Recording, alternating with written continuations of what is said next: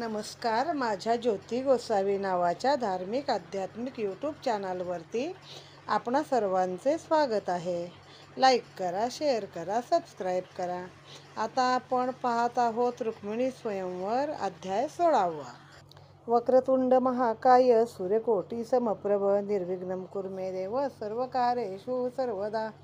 वसुदेवसुतं देवं कंसचाणूरमर्दनं देवकी परमानंदं कृष्णं वंदे जगद्गुरु. कृष्णाय वासुदेवाय हरये परमात्मने प्रणतक्लेशनाशाय गोविंदाय नमो नमः. मूकं करोति वाचालं पंगुलं लंघयते गिरि यत्कृपातमहं वन्दे परमानन्दमाधवम्. आकाशपतिततो यथा गच्छति सागरात् सर्वदेव नमस्कारं केशवं प्रतिगच्छति. गोपाल कृष्ण महाराज की जय. अंतरपाठ आहे ज्यासी वेगे सावध करा त्यासी. पोळाक्षर निमिषेशी हरिचरणासी चिंतावे. सद्गुरु म्हणती सावधान घटिका आली हो पूर्ण. वचनी नेदावे प्रतिवचन सावधान परसावे. सांडा चौघींची कळकळ महामौन नेसी राहा निश्चळ. लग्न घटिका भरे चपळ अति सबळ वेगेसी. अंगी धरुणी जाणपण वचना देती प्रतिवचन. तेनेची वचने त्यासी दूषण सावधानपण त्या नाही. अतिसमयो वर्ते लग्न दोन्ही पक्षी सावधान. अच्युत चिंतनी राखा मन सावधान निजबोधे. ओम पुण्याह पडली मिठी द्वैत भावना सुटली गाठी. सुटला अंतरपाठ दृष्टी उठा उठी हरिवरी. भीमकी माता एकाएक कृष्णाक्षदा घाली देक. तोची मस्तकी हस्तक परमसुख पावली. भीमकी कृष्णाची या माता घालू जाय जवा अक्षदा. कृष्णाची देखे सभवता सभायता हरी देखे. कृष्ण देखे जिकडे तिकडे अक्षद घाली चहूकडे. पुरोहित म्हणती लागले वेडे कृष्ण निवाडे नोळखसी. कृष्णा लागी परमपिसी माळ घालून रती होतीसी. शेखी कृष्णासी नोळखसी केवी नांदसी संसारी. ऐसे झाले हे पाणीग्रहण कृष्णे प्रकृती पाहिली आपण. मग बांधावया कंकण शुद्ध सुते सुतविती. पहिले सूक्ष्म अति अत्यंत त्याची अष्टदा वाढत. स्थूलमाने अदृश्य होत मग तोडीत तडतडा. पहिले दुखंड केले जाण त्रिगुण गुणे घातली वळण. अर्ध स्त्री नाम कंकण अर्ध जाण कृष्ण पुरुषा. एकची तंतू द्वैत झाला स्त्री अंगी बांधला. अर्ध पुरुषत्व पावला खरी बांधला कृष्णाच्या. फेडले मायेचे वधुवस्त्र अष्टपुत्र्या पितांबर. नेसली कृष्णमय स्वतंत्र तेने सुंदर शोभिली. मलिन वाम सांडी प्रकृती सांडिले दोही पक्ष न घेती. सलोभ उपाद्य ते नेती मग भांडती परस्परे. भीमकी आवरला नारायण झळकत दृश्याचे करी कंकण. सौभाग्य द्रव्य देतसे वाण आहे ओपणा श्रीकृष्णे. दिव्य शोभा शोभे कृष्ण तेथीची शोभा वर्णी कोण. जाणती अनुभवी सुजान सुख संपूर्ण तेथीचे. जीवी जीवा पडली मिठी बाह्य पालवा दिल्या गाठी. भीमकी कृष्ण पाहे दृष्टी हरिकपोटी न समाये. विवाह होम लागी श्रीहरी वेगे चला भोवल्यावरी. कडे घ्यावी जी नोवरी लहान थोरी वेडला. नवरी धरताची हाती नारी मिनल्याने नोकिती. प्रकृती वेडली श्रीपती अडकले गोविंदा. बाईल हाती धरल्या पाठी कृष्ण गोविला जगजेठी. एरी जीवाची कायसी गोष्टी बैसता पाठी गोड लागे. कृष्ण विचारी निजव्रती मजची वरी ही माझी प्रकृती. माझे निगमनैसी निश्चिती लाजो किती लटिकीची. हे बैसली माझ्याकडीये जीवे भावे मज हे पडिये. प्रपंचाचे आतुले कडिये नामरूपई चेनी. मजविन हे नोवरी पुढे नचले पाऊल भरी. लटकी लाज सांडून दुरी वचन करी वडिलांचे. अंगा नातळत श्रीहरी हातन लावता नोवरी. उचलून आणली भोवल्यावरी नरनारी हासती. विवाह होम झाला संपूर्ण सप्तपदी पाणीग्रहण. विवाह होम झाला संपूर्ण सप्तपदी पाणीग्रहण. भीमके दिदली वरदक्षिणा जाण भुरी दान वाटले. कान पिळू मेवणे भीती होईल रुक्मियाची गती. परू विटंबिल श्रीपती याच ख्यात तिन्ही लोकी. त्याचा जाणून या भावो कृष्णे फेडला संदेहो. मेहुणे गौरविले पाहो दिव्यांबरी भूषणी. भीम कृष्णासी विनंती करी, चतुर्थ होमा आमच्या घरी. कृपा करावी जी अंतरी, सपरिवारी सूरदयेशी. पावया सुनमुखासी, पाठवा मूळ वरमायेसी. भवरिया कळस आहे तिजपाशी, निगे विगेसी शुद्धमती. कृष्ण वसे हृदयासी, धन्य धन्य तिची कुशी. शुद्धमती लागे पायासी, देवकीसी प्राटले. देवकी बैसविली सुखासनी, लागल्या वाजंत्र्याच्या ध्वनी. विंदणे वारती दोघे जणी, पाय रावणी पदोपदी. शुद्धमती देतसे विडिया, पीक धरावया सुवर्ण घडिया. श्रीगिरीवरी बोलती उडिया, पाय घडिया पदोपदी. चांदवे मोतलग विस्तारे, दोन्ही बाही ढाळती चौरे. देवकी समारंभे थोरे, आणली गजरे मांडवा. कृष्ण रुक्मिणी अति गोमटी, साजिरी ओरे देखिली दृष्टी. ऐसा जोडा नाही सृष्टी, माझी दृष्टी जणी लागे. देवकी येऊन आपण, दोघा करी निंबलोन. कृष्ण निंबलोना हुताशन, मुख पसरवणी धाविंदला. कृष्ण निंबलोन पडता मुखी, तेने मुख सरते तिनी लोकी. हे जाणून या यज्ञिकी, अतिसाक्षेपी सादर. कृष्ण निंबलोन अतिसाक्षेपे, करता हरले त्रिविध ताप. जाऊनी देह संताप, सुखरूपतो झाला. सुनबै सुनी मांडीवरी, कृष्णा श्रवण सुनबै सुनी मांडीवरी, कृष्णा श्रवण जडत भोवरी. कानी घातली निर्धारी, कळस त्यावरी धैर्याचा. मुक्ती मोती लग गंभीर, श्रवणी बांधल्या साचार. तेने शोभली सुंदर, मनोहर सकळिका. लग्न लागल्या हेरे दिवशी, सोहळा मांडीला वरासी. मूळ पाठविले हळदीसी, यादवासी भीमके.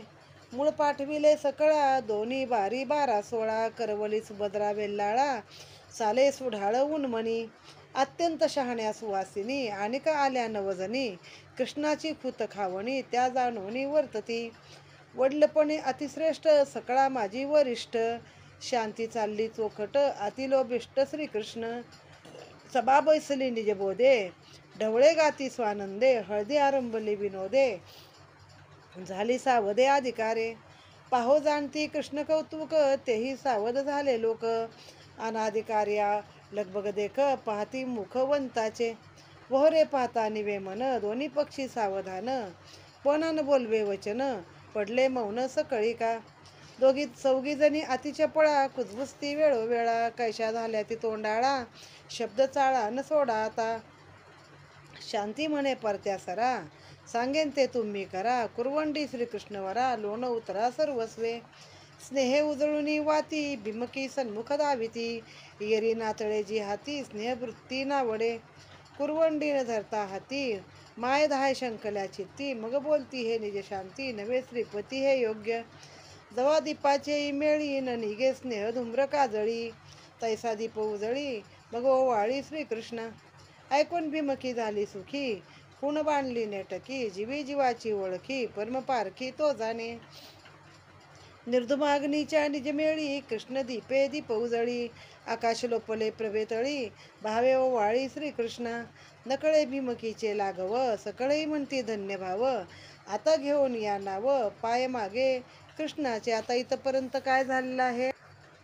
सावधान म्हणत मंगलाष्टका म्हणल्या, मग अंतरपाठ बाजूला केला. मग त्याच्यानंतर दोघांच्या गाठी मारलेल्या आहेत पल्लवाच्या. रुक्मिणीने त्याच्या मस्तकावर अक्षदा टाकल्या, त्याने तिच्या मस्तकी अक्षदा टाकल्या. मस्तकावर हात ठेवला आणि तिला मात्र काही सगळीकडं मागं पुढं डावीकडं उजवीकडं सगळ्या दिशेला कृष्णच दिसू लागला आणि त्यामुळे ती चारी बाजूला अक्षदा टाकत सुटली. मग ते गुरुजी म्हणाले लग्नाला आले पुरोहित, अरे तुला माळ घालून त्याच्या रथावर बसलेली होतीस आणि आता तुला असं काय झालं, अशी कशी एवढी पिशी झालीस की तुला तो कृष्ण तुझा ओळखता येत नाही आहे, सगळीकडं कशा अक्षदा टाकतेस. मग कंकण मानलं दोघांना.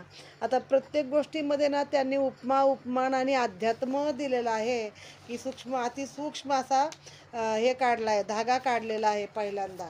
आणि मग त्या धाग्याला काय आहे, तो अष्टदा म्हणजे 8 हाताचा असतो तो वाढवलेला स्थूलमाने. मग त्याच्या दोन तुकडे केलेले आहेत पहिले. मग एकाच धाग्यापासून द्वैत झालं. एक धागा होता तो अद्वैत होता. आता नवरा नवरीच्या हातात बांधला तर ते द्वैत झालेलं आहे. अद्वैत म्हणजे देव वेगळा आपण वेगळे असं नाही, याला अद्वैत म्हणतात. आणि देव आणि मी एकच आहे म्हणजे अद्वैत, आणि देव आणि मी वेगवेगळा आहे किंवा त्याला द्वैत असं म्हटलेलं आहे. तर इथं द्वैत होता तो धागा अद्वैत केलेला आहे. आणि मग कृष्णाच्या हाती एक बांधलं कंकण, तिच्या हाती एक बांधलं. मग सौभाग्याचं दान दिलं तिला कृष्णाने. जीवी जीवा मिठी अशी पडली की काय विचारू नका. चला म्हणे आता भोवऱ्यावरती पुढचा होम करण्यासाठी. असं मग लाज सांडून तो म्हणतो ही तर माझीच प्रकृती आहे, ही मला सोडून एक पाऊल पण पुढे चालणार नाही आहे. मग नवरे ते म्हणतात बाकीचे उचलून घ्या. तो उचलण्याची गरज नाही म्हणतो, मी हात न लावता तिला भोवल्यावरती आणतो. तर मेवणे चेष्टा करत असतात, पण मग ते घाबरतात. बाबा जे रुक्मियाला दिलं आहे ते आपल्याला नको. मग तो कृष्णाला कळतं की हे घाबरतात उगाचच आपल्याला, म्हणून त्यांना मग तो त्यांचा जो मानपान असतो मेहुण्यांचा तो त्यांना देतो आहे. मग आता म्हणे वरमाईला आणा, बोलवा सुनमुख पाहायला. तो सांगतो आमच्या इथे म्हणजे ती पद्धत आहे ना, आपल्या बाजूला जे आहे तिथं सुनमुख बघायचं तिनं येऊन. एखादा दागिना द्यायचा तिला, मांडीवर बसवायची सुनेला. त्या काळात सुना लहान लहान होत्या ना, मग त्यांना मांडीवर मुलीसारखं आपल्या घ्यायचं. मग त्या शुद्धमती गेली, तिला विनंती केली, विडा वगैरे दिला हातामध्ये, आणि वाजत गाजत तिला घेऊन आलेल्या आहेत. तिच्या दोन्ही बाजूला चवरे वगैरे ढाळत आहेत तिला. मग ती आली, मग तिनं रुक्मिणीला मांडीवर घेतली, आणि मग एक कृष्णाच्या नावाचाच केलेला जो काही अलंकार होता तो तिच्या कानामध्ये घातला, ज्याला मोती लोंबत आहेत. असं सगळं तो सोहळा चाललेला आहे. मग काय केलं, बाकीच्या मंडळींना हळदीसाठी बोलवलं. म्हणजे आता हळद उतरवायची आहे. पहिले हळद लावली, आता उतरवायची आहे. मग त्या दोघी चारी 12 16 म्हणजे या सगळ्या 4 मुक्ती, काय त्या 18 पुराणं, 12 अमुक, म्हणजे हे जे अध्यात्माचे दाखले आहेत सर्व ते म्हणजे 12 14 16 अशा त्या धरायच्या आहेत. काय 64 कळा, 14 विद्या, अशा त्या सगळ्या कृष्णाच्या आगमागं चालत आहेत. शांती, उन्मनी, तितिक्षा, ह्या सगळ्या मुमुक्षू म्हणजे जे काही मोक्षाचे प्रकार आहेत, जे काही मुक्तीचे प्रकार आहेत, ते सगळे कृष्णाच्या आगमागं चालत आहेत.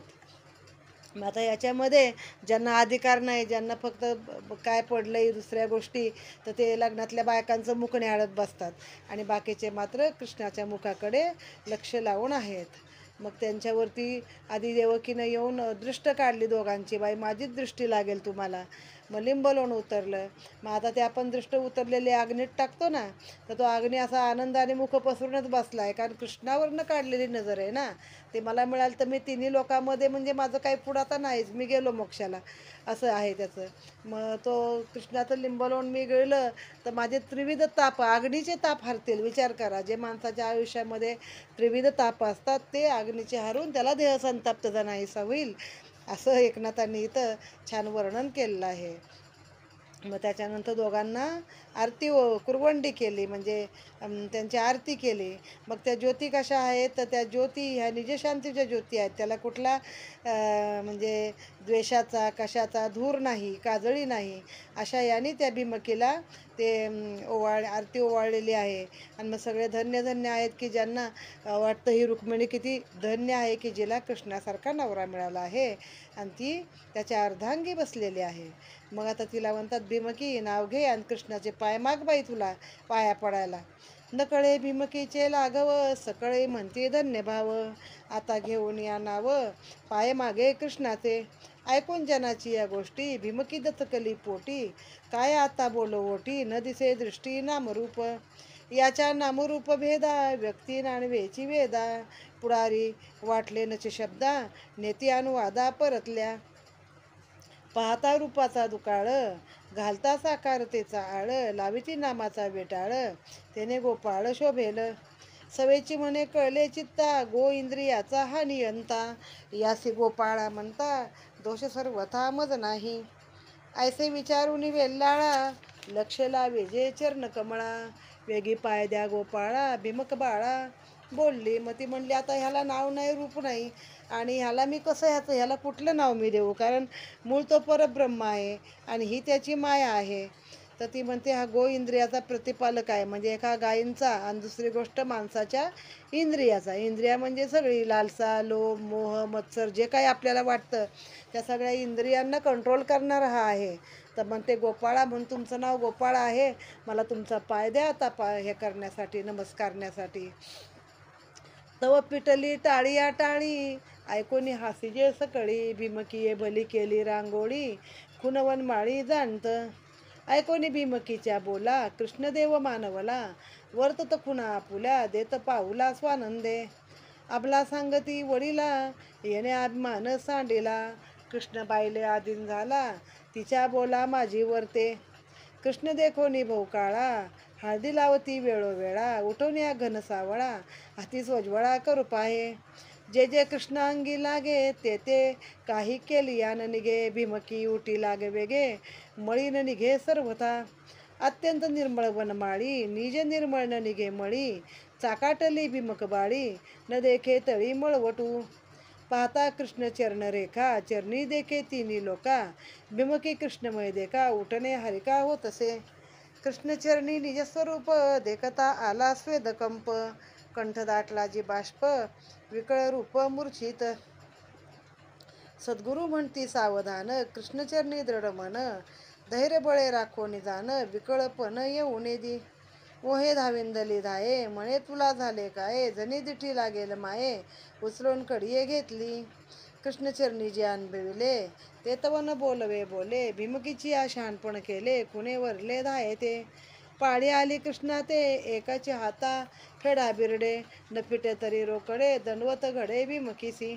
मेहुणेपणाचे परिपाटी, विषय तृष्णेची दृष्टी, बिरडा पाडल्या सुबुद्ध गाठी, केवी जगजेठी सोडील. मेहुणे म्हणती हो जगजेठी, जाणे बिरडियाची हातवटी, अभ्यास केला यमुने तटी, दाटो दाटी गवळणीसी. वर्मे कर्मे बोलती कुणा, यादव म्हणती श्रीकृष्णा, बिरडिया पाडू तो केसणा, तू देखना निज दृष्टी. महावीरांचे बिरडे पडले, ते तू ऐकलेची फेडले, मेहुणीने लाजती बोलता बोले, रुक्मी आदितले ते यासी दिजे. सासुरी यासी आवडी, देवकी वसुदेवाची गोडी, म्हणती कृष्णा बिरडे फेडी, वचन मोडी वडिलांचे. कृष्ण अवलोकी कृपादृष्टी, बिरड्या सुटल्या जी गाठी, द्वैत काचवळी समदृष्टी, फेडी जगजेठी तत्काळ. पहागयेने नवल केले, कृष्णदृष्टी चौगवले, न सोडता पै फेडले, बिरडे काढले निज दृष्टी. पाहता संसार दृष्टीकडे, फिटे संसार बिरडे, त्यासी हे दुर्घट केवडे, फेडता बिरडे नोवरीचे. नाना व्रते तपेदाने, योगयोगादी साधने, करता शिणली योगी जने, तरी कृष्ण चरण न ठाकती. भीमकी दैवाची पैचांग, परमभाग्य अतिसभाग्य, पावली कृष्णाचे अर्धांग, भावे श्रीरंग भोगीत. कृष्णा सन्मुख भीमकी, बैसवी जी कौतुकी, लाजा झाली अधोमुखी, कृष्णाकडे पाहे. तव तळवटी एकाएक, देखती झाली कृष्णमुख, पाठमोरी पाहता देख, देखे सन्मुख श्रीकृष्ण. वाम सव्य दोन्हीकडे, देखे कृष्णाचे रूप. अति भीमकी कृष्णाला हळद लावते. आता हळद उतरणी मधली हळद आहे ती, किंवा उठणं लावते, पण तो निर्मळ वनमाळी त्याच्या अंगाला अजिबात कुठे मळ निघत नाही. मग त्याच्या पायाजवळ हळद लावायला गेली, आणि जसं का त्याचं ते चरण दिसले की त्या चरणावरच लीन झाली, एकदम मूर्छित झाली. आणि मग तिला हे पडलं, आता एकदा कोण कृष्णाच्या अंगापाशी गेला तर परत निघतो का, ते उठणं पण काही निघेना, हळद पण निघेना, पायापाशी पडलेली रुक्मिणी पण निघेना. मग तिला ते आता हे झालं, तिथं मूर्छित पडल्यासारखी झाली. मग आई आली धावत धावत, काय झालं बाई तिला म्हणून बाजूला घेतली, कडेला उचलून घेतली, तिची नजर बिजर काढली, तेव्हा ती शुद्धीवरती आली. मग कृष्णाची पाळी आली. आता पहिलं तिचं होतं ना ते, त्याला उठणं लावायचं, नाव घ्यायचं, हे सगळे प्रकार तिचे झाले. मग आता कृष्णाची वेळ आली तर त्यानं काय करायचं असतं, चोळीची गाठ सोडायची. आता ह्यात वाईट अर्थ घ्यायचा नाही, पाठवाल्या चोळ्या असतात आणि त्याची गाठ सोडायची, तर तेव्हा मुली एवढ्या एवढ्या लहान असायच्या, तर इथे तुम्ही त्याचा वाईटच अर्थ घ्यायचा नाही. मग मेवणे गंमत करत होते म्हणून तिची कंचुकीची चोळी चांगली घट्ट गाठी बांधल्या होत्या तिला, की आता बघू हा कसा सोडवतोय. त्याला सांगितलं तुम्ही आता ह्या गाठी सोडा, तुम्हाला अनुभव आहे.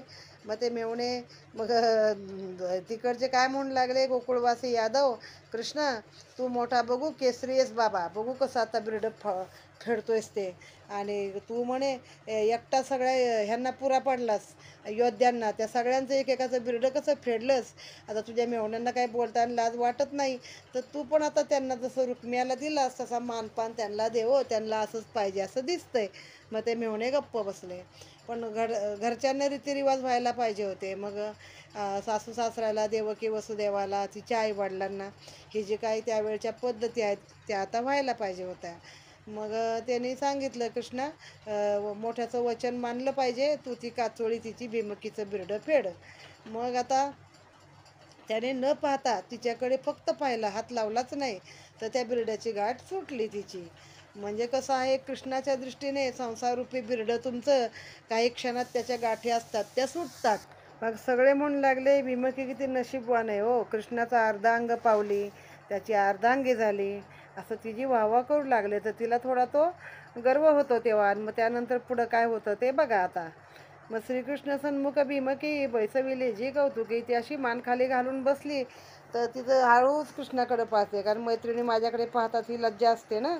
तर तिला असा खाली जमिनीवर कृष्ण दिसू लागला, डावीकडे दिसू लागला, उजवीकडे दिसू लागला, पाहिल तिकडं कृष्णच कृष्ण दिसू लागला. आता म्हणते मी कोणाच्या बरोबर जाऊ यातल्या, हे काय तिला समजेना. ऐशापरी अतिसंकटी लाजता कृष्ण देखे दृष्टी, लाज सांडोनी गोरटी उघडी दृष्टी हरिरूपी.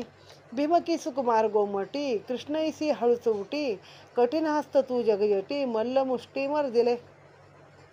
तुझा लागताची हात देहबुद्धीचा करती घात, याची लागी जीव भीत, तुझी मात न करवे रेवती म्हणे जी यादवा, आधी घ्यावे हिच्या नावा मग इसी हळदी लावा. देवादी देवा श्रीकृष्ण कृष्ण म्हणे हळदी मिसे, मदसी लावू आले पिसे, नावरूप मज न दिसे, म्या काय कैसे म्हणावे नामरूपाची व्यवस्था. रुक्मिणीचं जाणे तत्वता, माझ्या अंगी नाही सर्वता, नाम घेता मी नव्हे. आग्रह धरावा गोपाळा, नामरूप तुझी जिवाळा, व्यर्थ चाळविशी आबला, सुख सोहाळा तुझेनी. कृष्ण खूण सांगे जिभीची, नामरूपे अतिरूपाची, सगुण गुणे ही गुणाची, प्रिया मुची निज दृष्टी. कृष्ण म्हणे ही रुक्मिणी देवी, नामरूप तू चावगी, मद परिस तूच बरवी, हासिजे सवी ऐकोनी.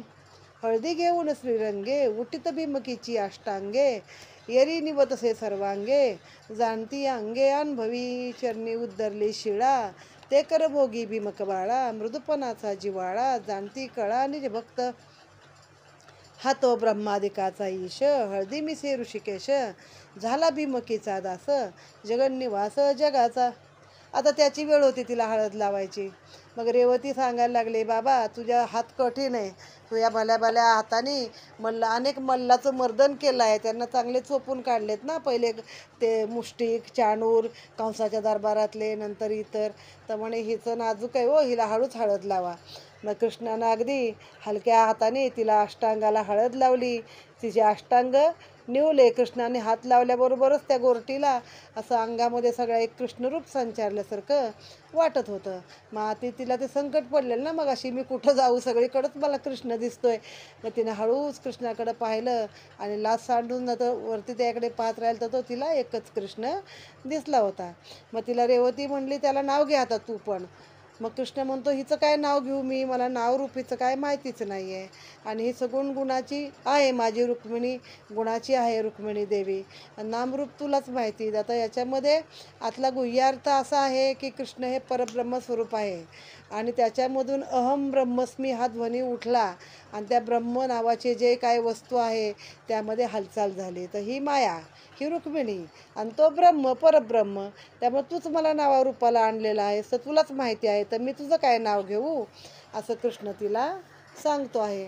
मग लोक म्हणतात, बघा हो बघा, हा सगळ्या देवादिकांना हे करणारा, सांभाळ करणारा आहे, ज्याच्या चरणाने शिळा उद्धरली, चरणाच्या रजानी फक्त धूळ उडाली शिळेवर रामाच्या चरणाची. कारण असं म्हटलेलं आहे रामविजयामध्ये की तो पाय कशाला लावेल स्त्रीला, राम एवढ्या गोष्टी मानत होता, तर त्याच्या पायानं कुठली शिळा उद्धरली नाही, तर त्याच्या पायाची धूळ उडाली आणि त्या धुळीनं उद्धरली. तर ती हातानं तो तिला हळद लावतोय. जगाचा जो आहे कारभार चालवणारा, तो आज रुक्मिणीचा दास झाला आहे. दासाचंही दास्य करणं हे त्याला माहीत आहे. मग हा भक्ताचं उष्ट काढतो, हा काय पंक्ती वाढतो, हा कुणाचे घोडे धुतो. ह्या भक्तभावांच्या आवडी त्याला आहेत सगळ्या. आणि असा तो धडपुडी श्रीकृष्ण आहे. त्याच्या जरा चरणापाशी आपण समता धरली तर आपल्या त्या समचरण दिसतात. अशावरती एक आम्ही काकड आरतीला गाणं म्हणायचो. भक्तासाठी अवतार घेतला, महिषासूर चरणी आला, चातुर्भुज जागा झाला. मग त्यामध्ये आहे पुढे, हे आवडे ना देवा तुझला, जनीच्या घरी जाशीन तिची वाकळ कांबरशी, ऐसा स्वभाव तुझ पाशी. भक्तासाठी होऊन कष्टी, रानो माळ फिरसी, हरी तू रानो माळ फिरसी. हे आवडे ना देवा तुझला, द्रौपदी घरी जाशीन तिचा भाजीपाला खाशी, ऐसा स्वभाव तुझ पाशी. भक्तासाठी होऊन कष्टी, रानो माळ फिरसी, हरी तू रानो माळ फिरसी. हे आवडे ना देवा तुझला, विदुरा घरी जाशीन त्याच्या शिळ्या कण्या खाशी, ऐसा स्वभाव तुझ पाशी. भक्तांसाठी होऊन कष्टी, रानो माळ फिरसी, हरी तू रानो माळ फिरसी. 32 पाने पिकली देवा तुमच्या विड्याला, हरी हो तुमच्या विड्याला. लवंग सुपारी वेल दोडे, कातके वड्याचा केला, जाय पत्री जाय फळ, कापूर मिसळीला तयामध्ये कापूर मिसळीला. चौबाजूनी पलंगवरती जळती समया, हरी हो जळती समया. रुक्मिणीच्या गोपिका पायी दाबाया, हरीचे पायी दाबाया. म्हणजे इतकं सगळं त्याला असतं, खाणं पिणं पलंग दासी सख्या. पण तो मात्र कुठं जातो, भक्ताकडे जातो. कुणाचे घोडे धुतो, कुणाच्या घरी उष्ट खातो, कुणाकडं ते खरकट उष्ट काढतो, कुणाचे घोडे धुतो, द्रौपदीचा भाजीपाला खातो, असा तो आहे. आपली दृष्टी जर समचरण असेल कृष्णाच्या चरणापाशी तर आपल्याला तो भेटतो आहे. आता इथं रुक्मिणीला भेटत नाही हा बघा ह्या कथे प्रसंगामध्ये, कारण रुक्मिणीला थोडा गर्व होतो की आता हा माझा कृष्ण म्हणून. तर जाते मस्तक टेकवायला तर त्याचे पायच तिला दिसत नाहीत.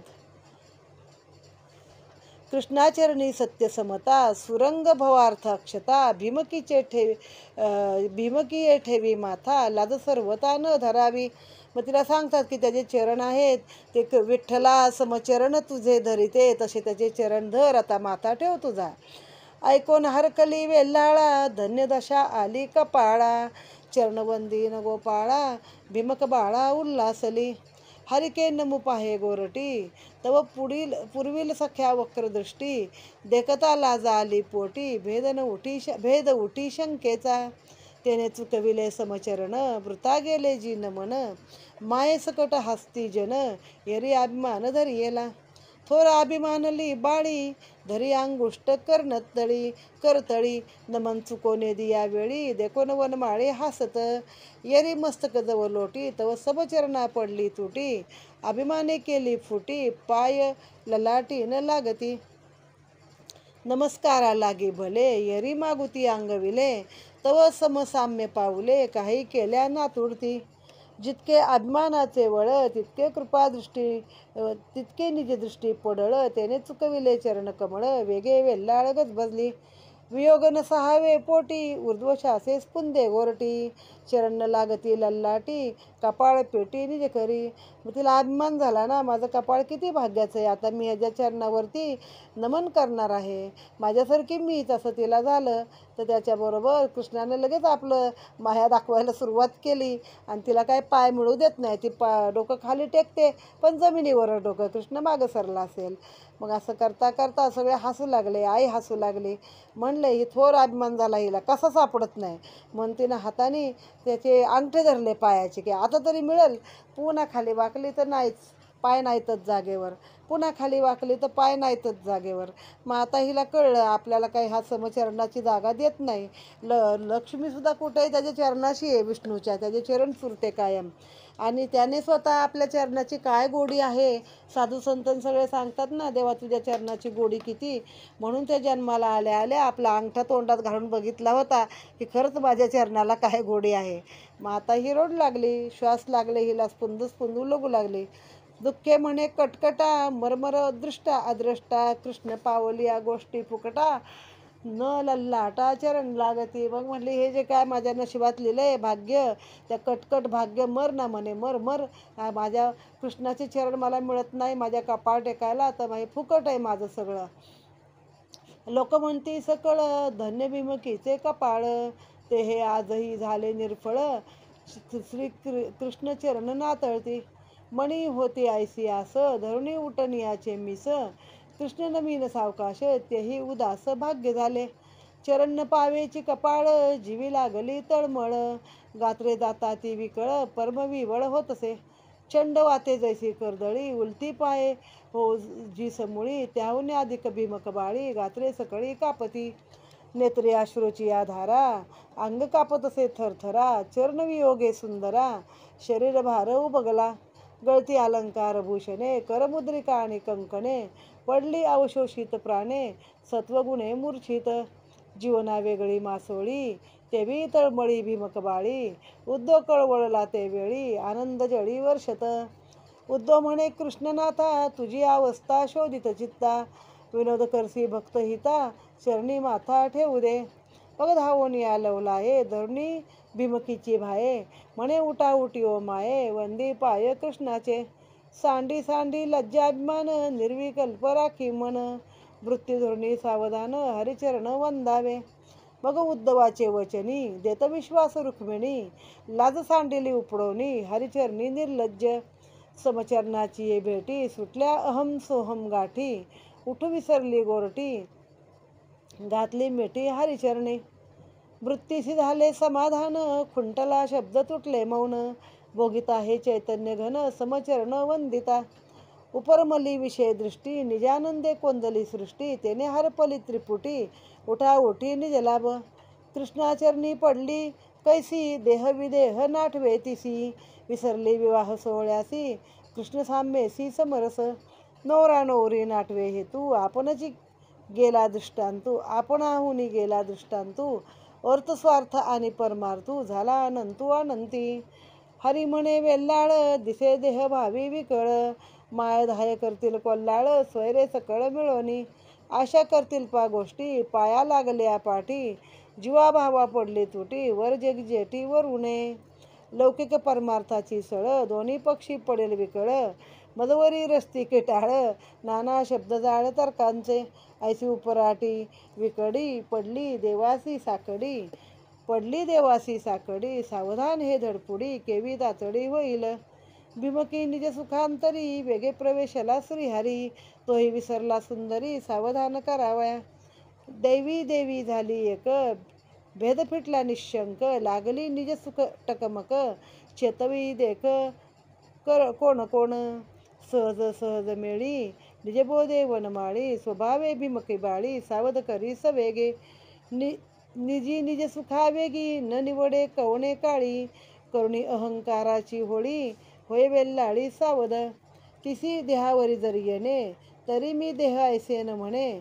अवघे अंगेची अंगवणे, पूर्णपणे रचलीसे. चराचर जे जे दिसे, ते ते अवघे मीच असे. जीव शिव झाले मदंशे, रीते न दिसे मजविन. यापरी कृष्ण रुक्मिणी, सावध झाली ऐक्यपाणी. माया गेली निंबलोन करुणी, ओवाळुनी सर्वस्वे. मग कृष्णाचे चरण मिळत नाहीत म्हणल्यावर रडू लागली स्पंदून स्पंदून. विकळ झाले तिचं मन आणि असं फार बेशुद्ध पडल्यासारखी त्या खाली पडली. तिच्या अंगचे वस्त्र अलंकार गळाले सगळे, बांगड्या अंगठ्या. चेहरा कोमुजून गेला. म्हणजे काय झालं हिला समजेना. मग तिची ती अवस्था बघून उद्धव गेला कृष्णापाशी. म्हणे कृष्णा, तुझी विनोद बुद्धी आता थांबव म्हणे. भक्ताच्यासाठी तू करतोस त्याचं चांगलं, त्यासाठी विनोद करतोयस, पण तिची परिस्थिती बघून तू तिला तुझे पाय दे. मग कृष्णाने तिला पण त्याने सावध केले उद्धवाने, की माय गे उठ आता म्हणे, आणि त्याचे समचरण ठेव. आपली निर्लज्ज वृत्ती कर. त्याच्या पायाशी काय अपपर भाव ठेवू नको. म्हणजे मगाशी तिला अभिमान होता ना, हा सगळा अभिमान सोडून दे आणि त्याचे चरण धर, बघ तुला मिळतात की नाही. मग तिनं विश्वास ठेवला उद्धवाच्या वचनावरती. उठली. मग कृष्णानं आपले दोन्ही पाय तिला समचरण दिले बाबा. मग त्याच्यानंतर काय झालं, त्या समचरण एकदा मिळाले तर त्या आनंदानं ती पुन्हा बेशुद्ध झाली तिथं. म्हणजे एकदा कृष्णाच्या चरणी मिळालं, त्याच्या पायाशी गेलं की पुन्हा काय परतावा नसतो ना आपल्यासारख्या जीवाला. मग तसं ती पण तिथं ती नवरा नवरी लग्न हे सगळे भाव विसरली आणि कृष्णाचे चरण धरून तिथंच पडली. मग आता कृष्ण मनात म्हणतोय, बाबा ही माझ्या पायापाशी आली, म्हणतो तो तिला चरण मिळू देत नव्हता समचरण त्याचे. मग कृष्ण मनात विचार करतो की आता ही माझ्या रूपात इथंच जर गेली समजा मिसळून, तर या दोन्ही वराडामध्ये दोन्ही पक्षामध्ये एक प्रकारचा ताणतणाव निर्माण होईल. बरं काय म्हणतील कृष्णाला, कोणी वरू नका रे बाबा, त्याच्या पायाशी नवरी वाकली की ती काय परत येत नाही. मग कृष्णानं पण सूक्ष्मरूप धारण केलं, तिच्या देहात शिरला आणि तिला त्याने सावध केली. मग कृष्णाने तिला सावध केली आणि कृष्ण रुक्मिणी आपल्या रूपावरती दोघं जण आले.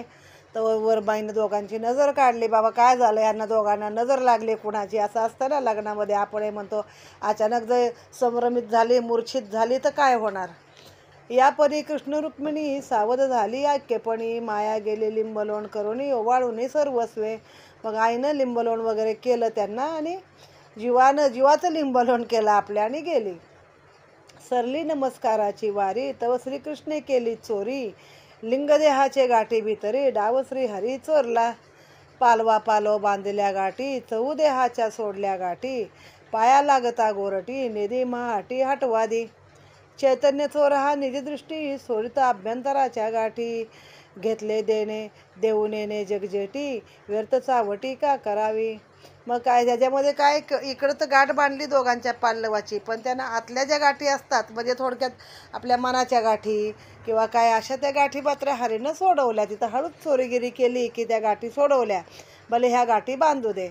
मग आता आंबा शिंपण करायला नवरा नवरी तिकडे मुलीकडे जिकडे देवक बसवतात, जिथं मुलीचा जानवसा दिलेला असतो तिथं आंबा शिंपण करण्याचा विधी आहे. म्हणजे एका भांड्यामध्ये पाणी घ्यायचं, आंब्याच्या टहाळ्याने त्या एका पानाने सर्व देवांवरती ते शिंपवायचं. आंबा शिंपावयासी गोरटी, कडे घेऊन कृष्ण उठी. आयती केली से गोमटी, कुंकुमे वाटी परिपूर्ण. ओंकार आळा दृढमूळ, सहसा वृक्ष तो सुनीळ. वाडिंदला सकोमळ, अर्धमात्रापर्यंत. आगमा निगमतेची पाने, वैराग्य मोहराची सुमने. मोहरीला कवणे माने, श्रद्धा जीवे सपोष. परिमळा लोदले साचार, रुंजी घालती मुमुक्षु भ्रमर. आमोद रस भाव सादर, झनत्कार सांडोनी. स्वानंद वसंताचे रिगवणे, वृक्ष नित्य नवा तेने गुणे. संत कोकिळाचे सुटले मौने, टाहो करती निजबोधे. सकळ फळल्या पाठी, आम्र वृक्ष फळे शेवटी. रसस्वादाची खोटी, पोटीची आटी सांडोनी. निजसे जे हो मुराला, तोची सज्जनी सेविला. भाऊ काय बोललो बोला, आंबा शिंपो आला श्रीकृष्ण. आता प्रत्येकात एवढा दृष्टांत एवढी उच्च कोटीची भाषा आहे की ते आपल्या डोक्यावरनंच जाते. तर आगमा निगमवल्लीचे फळ म्हणजे मोक्षाचे फळे. ज्ञानराज माऊली, ज्ञानराज माझी मोक्षाची माऊली ते आहे ना, तसं त्याने निगमवल्ली सफळ केली. तसं निगमवल्लीचं फळ आहे हे आंबा. अर्धमात्रापर्यंतच ते आहे. ते कसं असतं, श्रद्धेनं त्याचं पोषण होतं, ते वाढतं. वैराग्याची मोहर येतो त्याला वैराग्याचा. आणि मग काय होतं, असा सुगंध सुटतो त्या मोहराचा. म्हणजे कसलं वैराग्याचं. आणि मग जे मुमुक्षू आहेत, मोक्षाला ज्यांची इच्छा आहे मोक्ष मिळण्याची, अशी मुमुक्षू लोक भुंगा बनून त्या आंब्यावरती त्याचं रस सेवन करण्यासाठी येत आहेत. मग ही सगळी फळं जेव्हा येतात त्यानंतर वसंतात शेवटी आंब्याचं फळ येतं.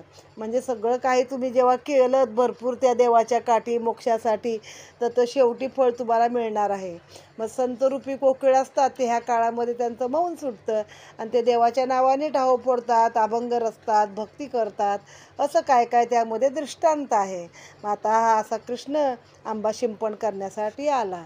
तेथे केली नवलपरी, सन्मुख पाहता नोवरी श्रीहरी. विनमुख पाहताची नोवरी, मांडीवरी बसविली. शेंड्याहुनी समूळी, अखंड एक धार धरली. आंबा शिंपी भीमक बाळी, चौघी वेल्लाळ ते गाती. प्रकृती पुरुष दोघे जणे, आंबा शिंपी ती एकपणे. च्युत विस्तारला अच्युतपणे, आंबा म्हणवणे जगाचा. आंबा शिंपोन गोरटी, कृष्णासहित वेगे उठी. हातीची रीती नवे वाटी. पूर्ण कृष्ण पूर्ण दृष्टी पाहत असे. ते एक गाणं म्हटलं जातं पारंपरिक पद्धतीने आंबा शिंपण करताना. आंबा शिंपी सीता बाळ जनकाची कुमारी, शिंपिती तये दोघ राम सीता सुंदरी. आंबिया वनामध्ये सीता पाऊल ठेवीती, रामाचे बाळमित्र जवळी येऊन बैसती. मांडी द्या हो रामचंद्र सीता आंबा शिंपिती, आंबा शिंपी सीता बाळ जनकाची कुमारी. म्हणजे नवऱ्याने आपली मांडी द्यायची, त्या मांडीवरती एक पाय ठेवायचा आणि तिथं आंबा शिंपण करायचं. इथं कृष्णानं अख्खी नवरीच घेतली मांडीवरती बसून आणि शिंप म्हटलं, आंबा शिंपण तुला काय करायचं ते. आणि वरपासून अशी उंचावरून धार धरली. ते आंबा शिंपण त्यांनी दोघांनी केलेलं आहे. बरं, गाणं म्हणायला कोण आल्या? चौघीजणी म्हणजे 4 मुक्ती आहेत आपल्या. सरूपता, समीपता, सलोकता, समीपता, स्वरूपता आणि सायुज्यता ही शेवटची मुक्ती. तर अशा ह्या मुक्ती गाणं म्हणायला आल्या आहेत. आता आंबा शिंपला आणि चालली कृष्णासोबत, पण हातातली वाटी काय मोकळी आहे का कुंकानं भरलेली नाही, तर कृष्णाची पूर्ण कृपादृष्टी त्या वाटीवरती आहे. त्रिगुण गुणातीत जाण तिसरे दिवशी तेलवण, करुणी नवरीसी अर्पण वान पालटन चतुर्थी. श्रीकृष्णासी वान पालटन नामरूपाचे वास संपूर्ण, स्थितिकाळासी देऊनी मान लीला श्रीकृष्ण नेसला. वान पालटन नवरीस अक्षयाचे सुपूरवास, नेसोनिया सावकाश निज सुखेसी वर्तती. ओहरे बैसोनी वाडे कोडे समसाम्य पाहुणी साडे, ऐरणे निस्ता विस्तारवाया पुढे शुद्धमती सावध. व्याही गौरविता कौतुक कृष्ण समान मानी भीमक, सकळी का देऊनी सुख एक एक गौरवले. भीमके मोडले विंदान बघा ऐरणी संपादून, कृष्णासी वंश पात्रदान विधी विधान वेदोक्त. वंश विस्तारिता सुख 16 कळांचे 16 कर्क, प्रकृती स्वभाव सुपल्या देख ज्ञानदीपे सोज्वळ. शुद्धमतीने तत्वता एक जनार्दन पाहता, वंश ठेवला कृष्ण माथा जुनाट कथा परिसिजे. पूर्वी पितामहाचा पिता तयासी प्रसन्न सुभानु होता, तेने भानुदासे वंश सरता केला तत्वता हरिचरणी. प्रल्हादाचे कृपेसाठी बळीचे द्वार राखी जगजेटी, तैसीच हे याये गोष्टी कृपादृष्टी कृष्णाची. सांगता वंश पात्रदान लागले निज यशाचे अनुसंधान, आमचे वंशी वरदान परमभक्त कृष्णाचे. मी जन्मलो धन्यवंशी म्हणून हरिभक्ती आम्हासी, संत सोयरे निज सुखासी वंश कृष्णासी निर्विला. जे जे जयासी निर्विले तेने ते पाहिजे सांभाळले, आमचे चाळकपण कृष्णासी आले कासे लाविले जनार्दने. कथेसी झाली आडकथा म्हणून न कोपावे श्रोता, देंडा नाचवेल कृष्णनाथा रसाळ कथा आहे पुढे. आता ह्याच्यामध्ये पण काय सांगितलं आहे, आंबा शिंपण झालं, मग तेलवण झालं दुसऱ्या मग ते हळद काढण्यानंतर तेल वगैरे अंगाला लावून स्नान घालून मग 4थ्या दिवशी पुन्हा वाणं दिली. रुक्मिणीला कपडे बिपडे दिले. आधीच दिले तिनं की मायेची अष्टपुत्री सोडली आणि कृष्णाचं परब्रह्म स्वरूपान दिलं नेसलं. अष्टपुत्री मामाचं लुगडं असतं, मामानं दिलं त्याला अष्टपुत्री म्हणतात. मग ती मायेची असते माहेरची, ती सोडली आणि इकडं त्यानं कृष्णाचं वस्त्र आहे ते नेसलेलं आहे. कृष्णाने पण आपले वस्त्र बदलले आहेत.